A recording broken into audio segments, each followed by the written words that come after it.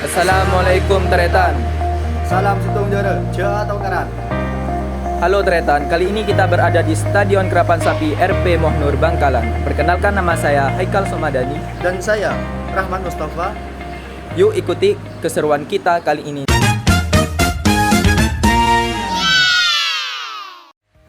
Oke, alhamdulillah ya ada Pak guys.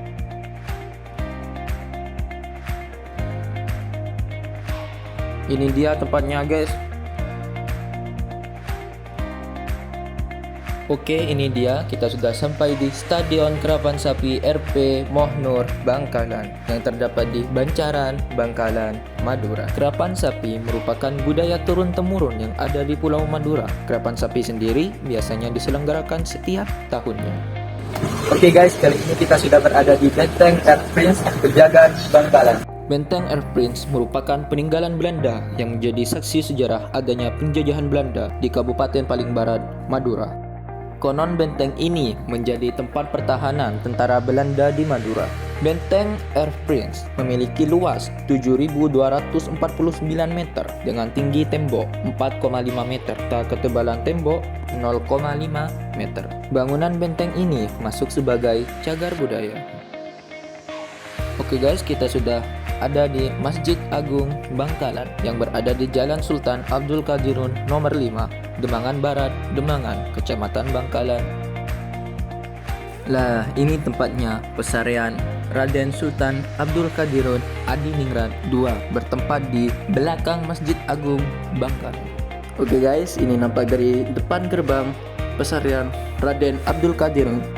Siapa itu Raden Abdul Qadirun Cakra Adiningrat II? Sultan Raden Abdul Qadir Cakra Adiningrat II adalah seorang bangsawan Madura yang naik tahta pada usia 37 tahun menggantikan sang ayah Sultan Abdurrahman Cakra Adiningrat I yang wafat pada tahun 1815. Nama lahirnya adalah Raden Maulana Abdul Qadir, anak kedua dari 13 bersaudara, lahir dari pasangan Sultan Abdurrahman Cakra Adiningrat I dengan permaisuri kedua bernama Raden Ayu Sarumi. Sultan Raden Abdul Qadir memerintah selama 32 tahun.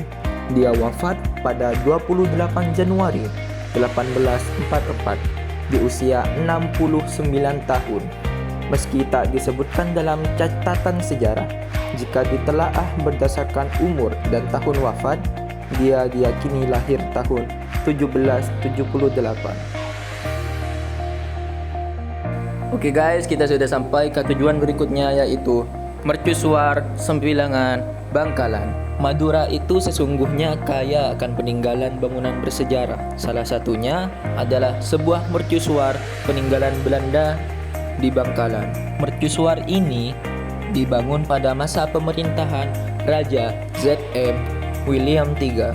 Menurut plat yang masih tertempel di menara suar ini, pembangunan selesai dilakukan pada tahun 1879.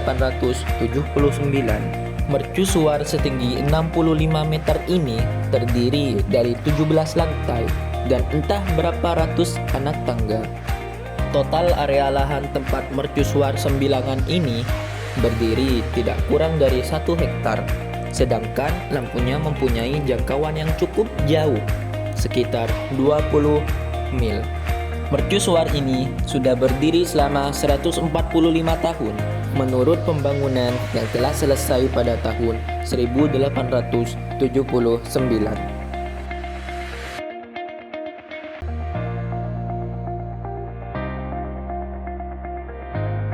Oke guys, kita sudah sampai di tempat berikutnya, yaitu wisata religi Masjid Syekhona Khalil Martajasa.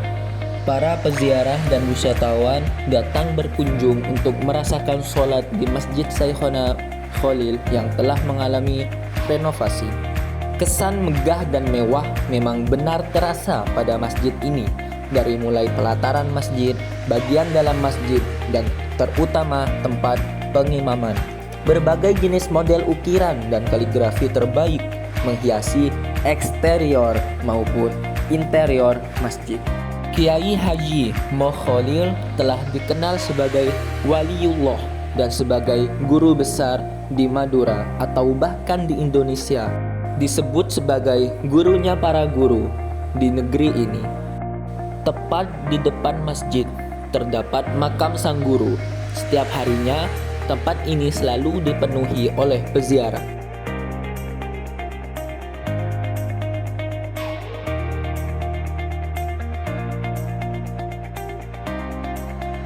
Oke guys, karena kali ini kita sudah ziarah, kita ke tempat ziarah yang berikutnya, yaitu Pesarian Air Mata.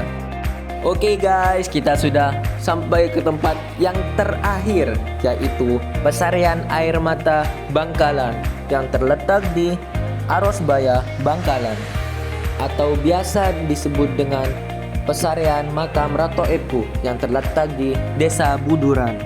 Konon katanya Pesarian Air Mata ini muncul karena ratu tak berhenti menangis. Siapakah ratu ini?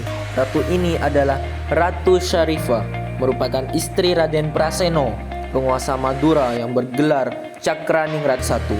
Hingga kini mata air tersebut tak pernah kering meskipun musim kemarau panjang. Masyarakat Madura pun percaya bahwa sendang itu keramat.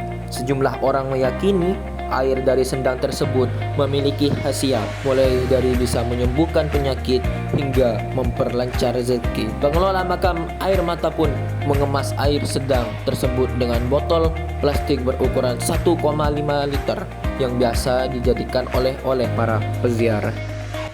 Oke guys, cukup sekian vlog kita hari ini. See you in the next video.